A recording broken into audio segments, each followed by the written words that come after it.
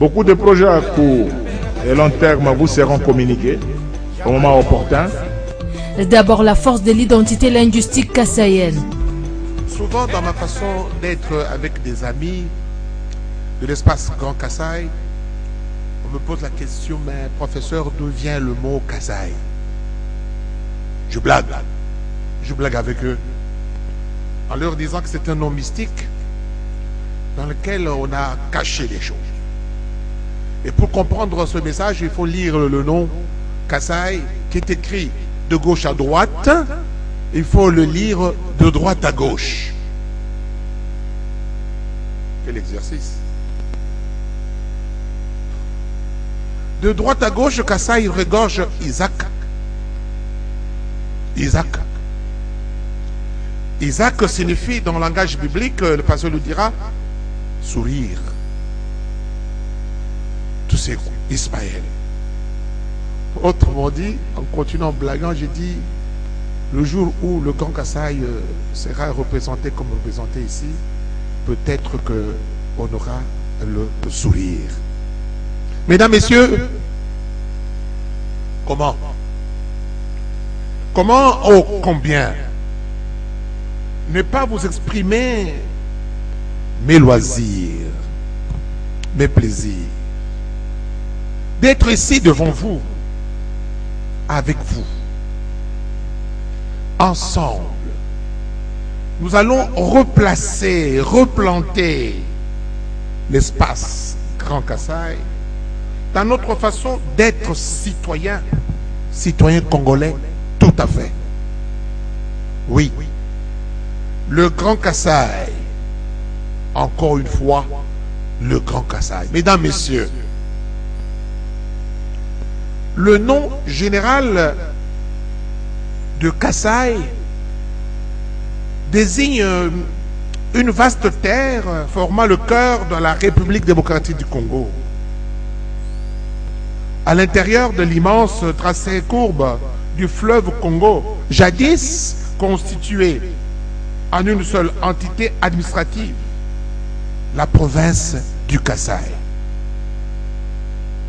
Cet espace, le Grand Kasaï, fut, tenez-vous bien, arbitrairement divisé ou découpé pour des raisons qui étaient, on s'en doute, propres aux diviseurs. Il fut divisé en deux provinces. L'une occidentale, l'autre orientale. Toutes deux accidentelles. Mais pourquoi pas fantaisiste? En effet, la ligne perpendiculaire qui divise les deux Kasaï, nous l'appelons fantaisiste.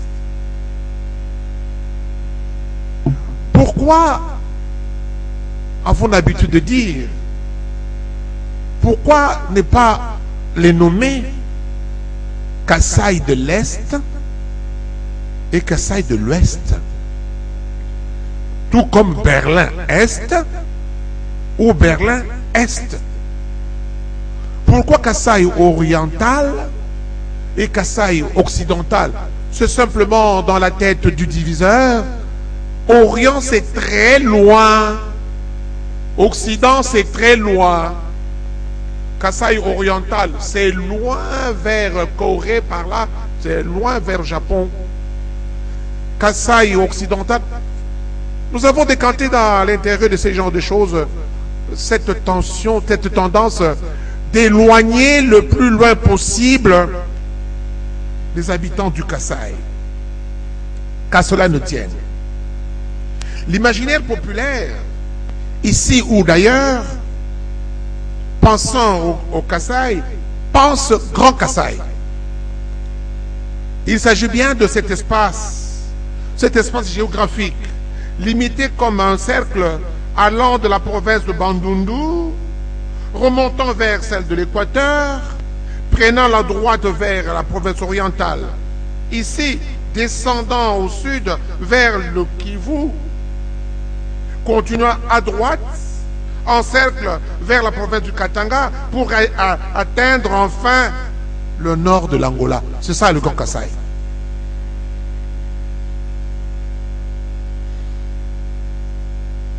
C'est donc pour dire, mesdames, messieurs, que personne, alors personne ne peut parler du Kasaï,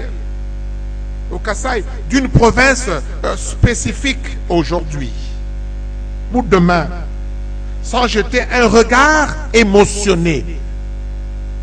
Nous assistons à la décentralisation.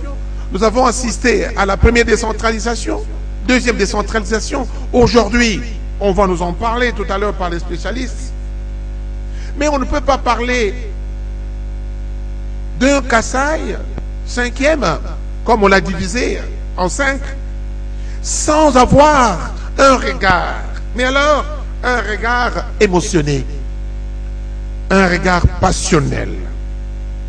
Un regard passionnel tendrement positif vers les autres entités provinciales qui composent ou composeront demain le Grand Kasaï. C'est pour vous dire qu'entre ces entités, aujourd'hui 5, la continuité d'être, la continuité dans le comportement, cette continuité est multiple, complexe.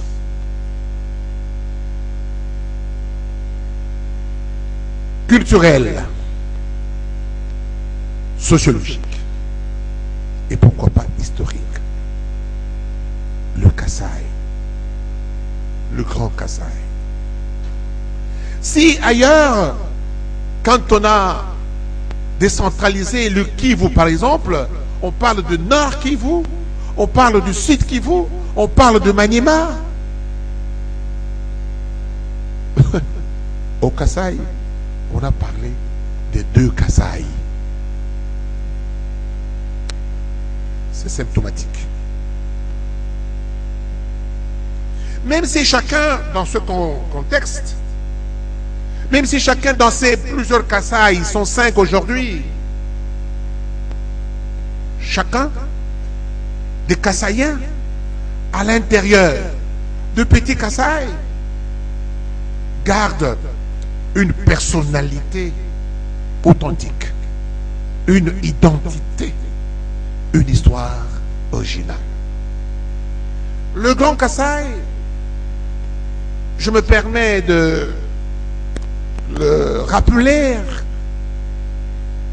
c'est ce Kasaï qui fut sillonné par les premiers voyageurs européens de 1882 à 1883, tels que les Huysmans, les Pogé, les Olf, les Delcommunes, les Janssen. Et l'espace en lui-même doit beaucoup à l'expédition Frobenius et puis à celle de Turday et Simpson en 1909. Aujourd'hui, mesdames, messieurs, tous citoyens congolais, d'ici ou d'ailleurs,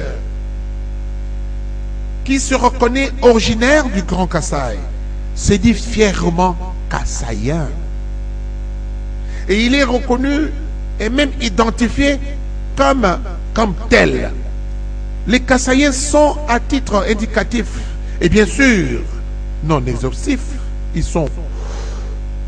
On parle de Balouba, on parle de Benakanyoka, on parle de Balouba Benaluluwa, on parle de Balouba Lubilaji, les Bakouba, les Batetela, les Basong. Ça, ce sont des Kasaïens.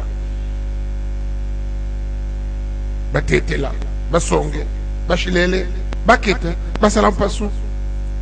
De leur vrai nom à Kowanda, les Babindi, les Balwalwa, les Mbangani, les Bandinga, les Bachi. Ça sont les Kasaïens.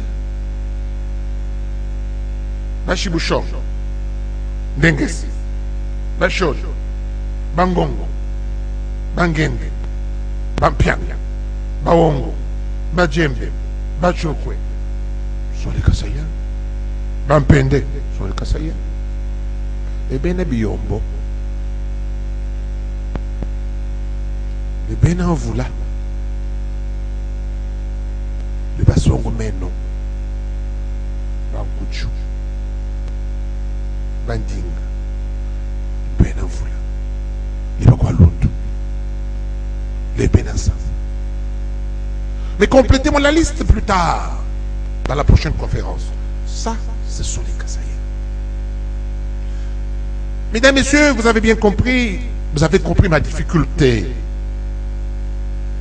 Ma difficulté de citer tous les prestigieux peuples du Kasaï, du Grand Kasaï, de l'espace Grand Kasaï. Vous avez compris mêmement que je parle des peuples du Grand Kasaï et non des tribus du Grand Kasaï. Je ne veux pas parler des tribus du Grand Kasaï, car en effet, il n'y a pas de tribus au Congo. Il n'y a pas de tribus au Grand Kasaï. Il y a des peuples congolais. Il y a des peuples du Grand Kasaï. J'inscris le concept de tribu dans le concept du forgeage de la conscience tribale au Congo et en Afrique en général. Oui, le Grand Kasaï fut disloqué en termes non des peuples, mais des tribus. Les tribus stockées, vaille que vaille, et par la force, selon la volonté du colonisateur. Il était donc impérieux pour ce dernier, pour mieux connaître ces nombreux sujets, de valoriser d'une manière ou d'une autre les spécificités de chaque peuple qu'on avait baptisé tribu. Mais mesdames, messieurs, en langage colonial, tribu, c'est un nom qui vient de l'Antiquité gréco-romaine, qui signifie cet ensemble des individus groupés ensemble, sans trop de cohésion, sans être civilisés, aux mœurs barbares. C'est ça, tribu. Non, qui ne sont pas civilisés. Donc on a appelé tribu le Mukete, le Muluba, le Musonge, le Musongamen, on l'a appelé tribu pour dire qu'il est sauvage, il n'est pas civilisé, il n'est pas comme nous le blanc.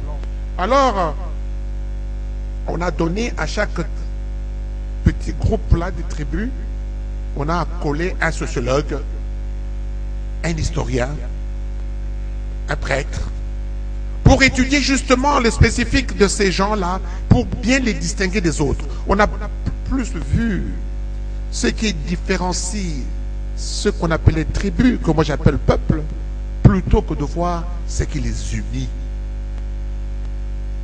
La raison est bien colonisatrice, divisée pour régner. Alors que ces peuples, aujourd'hui, ne peuvent pas penser Mukete, ne peuvent pas penser Mubindi. Bien sûr, il y a les Mubindi. Bien sûr, il y a Muluba. Ne peuvent pas penser de Muluba, Mukete, Mupende, sans avoir ce regard tendre, de tendre souci sur le reste. Et petit à petit, l'histoire aidant, on a forgé une conscience tribale. Et voilà ce que nous sommes.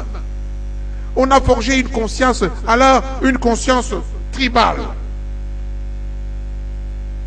Une conscience tribale qui aujourd'hui est devenue émotionnelle. C'est en termes de tribu qu'on pense. On est émotionnel. On est même obsessionnel. L'identité est ferlée. Naturellement, au Kasaï, au Congo, en Afrique, ailleurs, quand on parle de tribu, on entend tout à fait autre chose que quand on parle de tribu en Europe. En Europe, le terme n'existe plus. Parce que c'est barbare. C'est non civilisé.